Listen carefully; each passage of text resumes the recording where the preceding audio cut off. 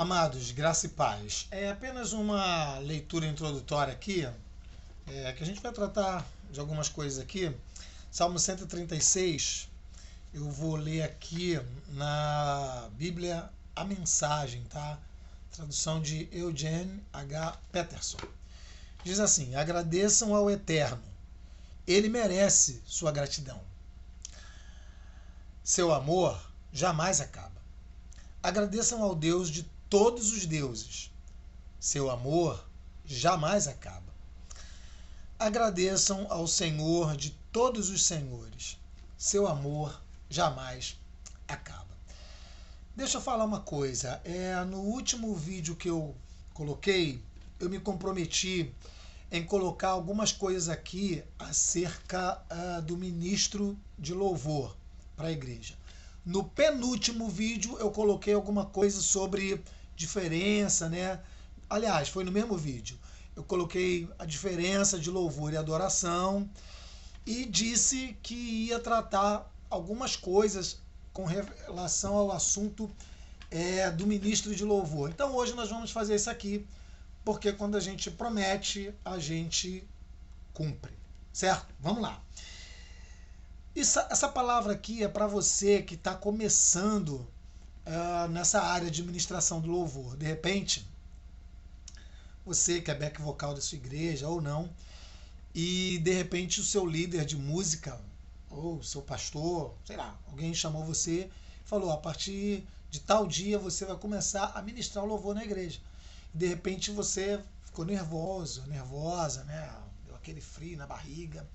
Fica calmo que se Deus usou essa pessoa para te colocar, Ele vai te dar as condições, o próprio Deus vai te dar a direção e eu espero ser um canal para que você consiga fazer essa tarefa bem e seja muito bem sucedido, beleza? Fique tranquilo que vai ser tremendo, vai ser maravilhoso, vai ser bênção. Então, nós vamos falar algumas coisas aqui sobre essa função de ministro. Eu vou usar de uma didática aqui um pouco diferente, tá? Para que você entenda o que é o ministro e o que deve fazer o ministro, em primeiro lugar, eu vou falar para você o que não é o ministro e o que não deve fazer o ministro. Vou repetir. Para efeito de didática, para melhorar a sua compreensão, eu vou primeiro falar aquilo que o ministro não é e o que o ministro não deve fazer. Obviamente, partindo disso aí, você vai entender o que o ministro pode e o que o ministro deve fazer. Outra coisa importante, a gente está tratando aqui de igrejas que tem aquele padrão de louvor normal, em que o ministro ele toma a frente do louvor durante todo o culto. Ele separa as músicas, ele direciona, ele prepara a sequência das músicas, tudo direitinho. Por que eu estou falando isso? Porque algumas igrejas, principalmente as igrejas mais novas, que lidam com um sistema de worship, isso aqui não vai encaixar muito. Alguma coisa vai encaixar, mas nem tudo. Por quê? Porque o sistema do worship é um pouco diferente, né? Normalmente são 5, né, backs vocais, 5 ou 6, né, dependendo da igreja, ou 7 ou 8. Mas os backs, eles são backs e ministros de louvor. Eles revezam dentro do mesmo culto uma música. Por exemplo, se eu estou lá, né, nessa equipe de worship, numa determinada música eu vou estar apenas como back, fazendo vocalização. Na outra música eu já vou estar à frente, fazendo papel de ministro, conduzindo a banda, conduzindo a igreja. Entendeu? Então, essas orientações aqui, talvez você que na sua igreja tem um sistema de worship, talvez você não vai se identificar muito bem, tá? Mas se não é isso, fique atento aí. Bom, vamos lá. Eu quero falar de coisas que o ministro não é e não faz. Primeira delas, o ministro não é dirigente de oração. Eu sei que a gente tem necessidade de termos uma vida de oração. É necessário. Só que nós não podemos escolher aquele momento do louvor para cultivarmos a nossa vida de oração. A nossa vida de oração deve ser cultivada dentro do nosso quarto, dentro da nossa intimidade com Deus. A nossa vida de oração deve ser trabalhada todos os dias, deve ser exercitada todos os dias, principalmente na nossa intimidade, no nosso quarto com Deus.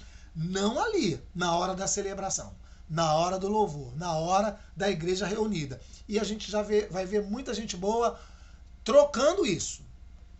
A pessoa tem 40 minutos de louvor, ela faz 30 minutos de oração e 10 minutos de música, de celebração, enfim. Não faça isso, tá? Você não é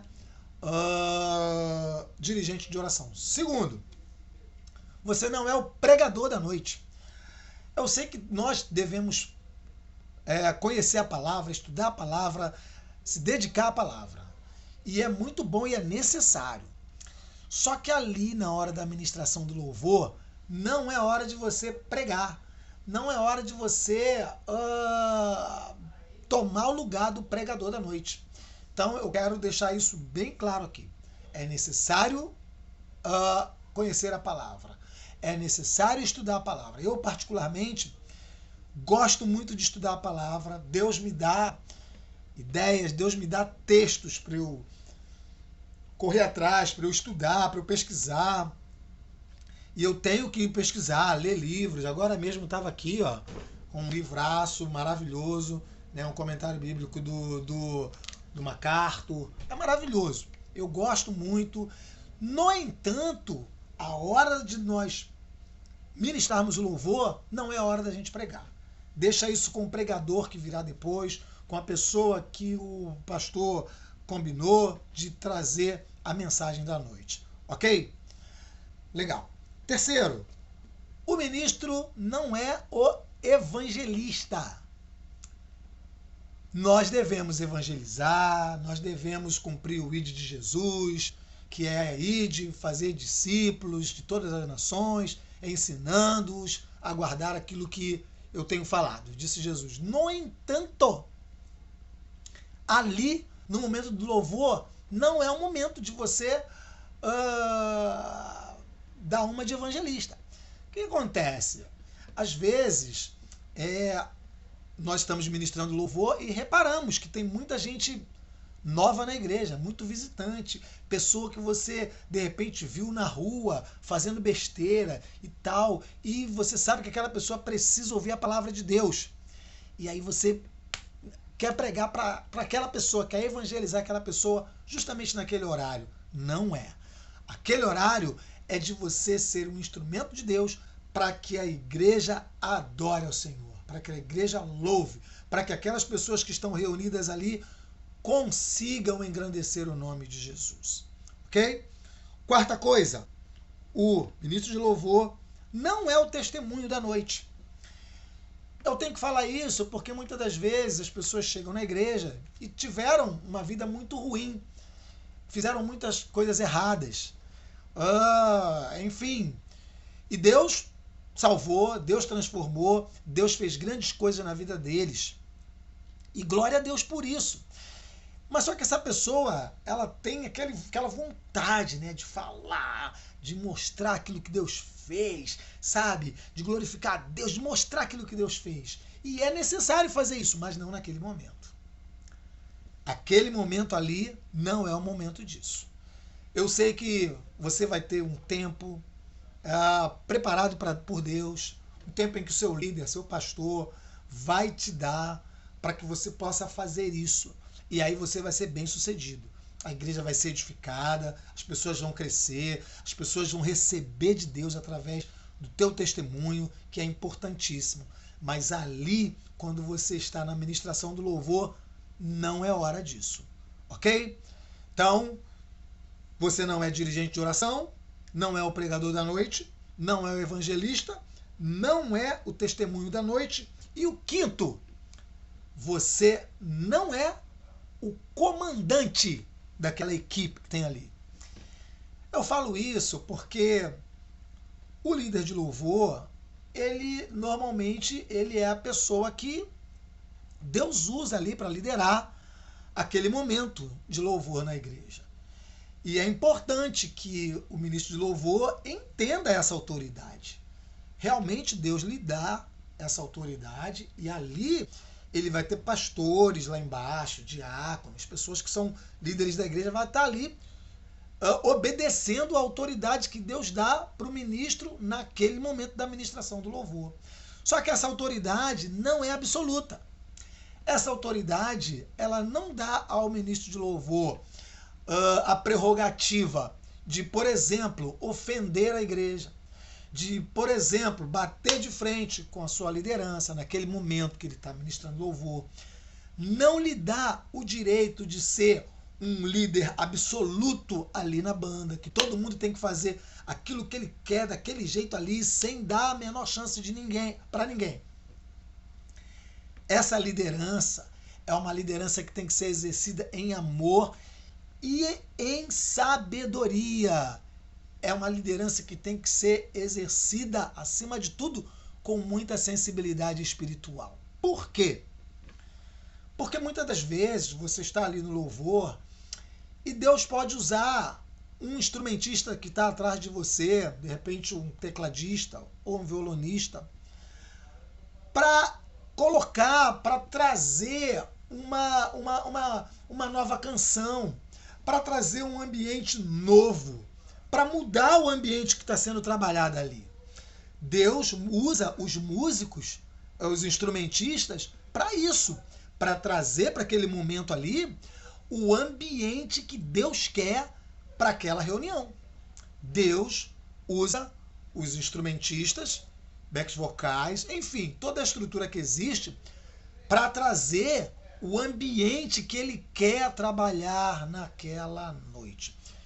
E se o líder de louvor, se o ministro de louvor da noite for um cara daqueles que parece ser um general, um comandante de uma tropa que está atrás dele, ele vai atrapalhar tudo. Ele vai ser um insensível. Ele vai ser, ao invés dele ser um canal aberto para o fluir de Deus, ao invés dele ser um facilitador para Deus fazer aquilo que ele quer fazer naquela noite, ele vai ser alguém que vai bloquear. Ele vai bloquear aquilo que Deus quer fazer naquela noite. E Deus não nos chamou para ser bloqueadores da sua obra. Deus nos chamou para ser facilitadores. Deus nos chamou para ser canais abertos do seu amor, da sua graça e da sua vontade ali para aquela noite. Então, meu querido, mais uma vez, você não é o dirigente de oração, não é o pregador da noite, não é o evangelista, não é o testemunho da noite e não é o comandante. Então, nós temos que ser muito sensíveis para saber aquilo que Deus está fazendo. Às vezes, Deus colocou no coração de um instrumentista que está atrás de você, Deus colocou uma canção, Deus colocou um ambiente, Deus colocou algo que Ele quer fazer no coração dessa pessoa. E ela precisa ter essa liberdade. Ela precisa ter esse relacionamento com você para que vocês façam aquilo que está diante da vontade de Deus. Aquilo que está no coração de Deus e que Ele quer trazer para a igreja. Então, Davi, o que é e o que faz o ministro de louvor na igreja? Simples. O ministro de louvor, ele é alguém que conduz a banda, em primeiro lugar. Eu costumo dizer que se o ministro de louvor consegue conduzir bem a banda que está com ele já cumpriu 50% do seu papel ali naquela noite. Vou repetir. Se o ministro de louvor consegue conduzir bem a banda que está com ele já cumpriu 50% do papel que ele tem ali naquela noite. Então, ele precisa conduzir. Não adianta ele ser um cara que ora muito, ser uma pessoa que canta muito bem, ser uma pessoa que é assim, um homem de Deus, uma pessoa séria, uma pessoa ungida, tudo. Mas se ele não consegue conduzir a banda que está com ele vai falhar. Assim, é inadmissível os instrumentistas que estão atrás de você não saber para onde vai. Não saber, depois de tocar a música, se vai terminar, se vai voltar no coro, se vai voltar no início da música, se tem introdução, se vai cantar com a igreja, só com a igreja. Não pode haver essa dúvida. Não pode haver essa indefinição. E o ministro é o principal responsável por essas coisas. Se existe um arranjo pronto, então o ministro segue o arranjo. Segue o arranjo que está pronto. Ele administra aquilo que está ali. Aquilo que foi escrito, aquilo que está determinado ali no arranjo, ele é a pessoa que vai dar efetividade. Ele é como se fosse o poder executivo, né? A lei existe e tem alguém que executa aquilo que está escrito. Ele é esse executivo. É a pessoa que vai dar, ele vai dar efetividade àquilo que está escrito. Então, precisa conduzir. Eu sei que, assim, a gente vê muito aí o ministro falar o seguinte: não, quando eu estou ali, é eu e Deus. Não quero nem saber o que está acontecendo. Eu fecho os meus olhos e sou eu e Deus. Agora sou eu e Deus. Não é você e Deus. É você, Deus, o tecladista que está atrás de você, o baterista, o guitarrista, violonista, o back e a igreja. Você e Deus é quando você está no seu quarto, orando, adorando. Quando nós estamos adorando dentro do nosso quarto, somos nós e o nosso Deus. Ali, a gente se prostra, a gente se joga, a gente grita, a gente fala, a gente faz aquilo que der na telha, porque nós não estamos conduzindo ninguém. Ali sim, sou eu e Deus. Agora, na reunião da igreja, na reunião de louvor e adoração, sou eu, a minha banda, os backs vocais, a igreja e o Espírito Santo que está dominando tudo isso. Amém? E o Espírito Santo, ele é um espírito ordeiro. Ele é um espírito ordeiro. Então, se a gente não organizar essas coisas, vai perder a ordem. E aí Deus não tem mais nenhum compromisso. Nosso Deus é um Deus ordeiro, é um Deus de ordem, de organização. E o ministro é uma figura muito importante nesta questão da organização. Então, meu amado, vou repetir para você. Se você cumprir direitinho todas essas coisas, com certeza você vai ser um bom ministro. Se você tem um chamado, se você tem sido fiel a Deus, sabe, Deus vai te abençoar. Não fique com medo, cumpra direitinho e você vai ver a bênção de Deus. Outra coisa, né? O ministro é alguém que deve ser um canal para que os músicos criem esse ambiente de adoração. Por isso é necessário que esse ministro ele tenha um bom relacionamento com a sua equipe, com a sua banda. É importante que ele entenda aquilo que o seu tecladista está fazendo, aquilo que o seu violonista. É importante que a banda também entenda o seu ministro. É necessário um relacionamento. Bom quando a gente tem um relacionamento musical e um relacionamento pessoal. Eu sei que o relacionamento pessoal nem sempre é possível. Dependendo da igreja, dependendo da estrutura, você às vezes vai ministrar hoje com uma equipe, no outro domingo é outra equipe, daqui a um mês é outra equipe, né? Então altera-se muito. Aí varia de igreja para igreja. Nem sempre é necessário você estar sempre ali com as mesmas pessoas, né? Nem sempre é necessário. Mas o relacionamento musical é extremamente importante. Você precisa, ao ouvir os músicos que tocam com você, você precisa saber aquilo que ele perceber, aquilo que ele está pretendendo introduzir, e você se relacionar com ele nisso, você se envolver com ele nisso, ok? Então, relacionamento pessoal e musical. Pessoal nem sempre é possível, mas o musical é extremamente importante.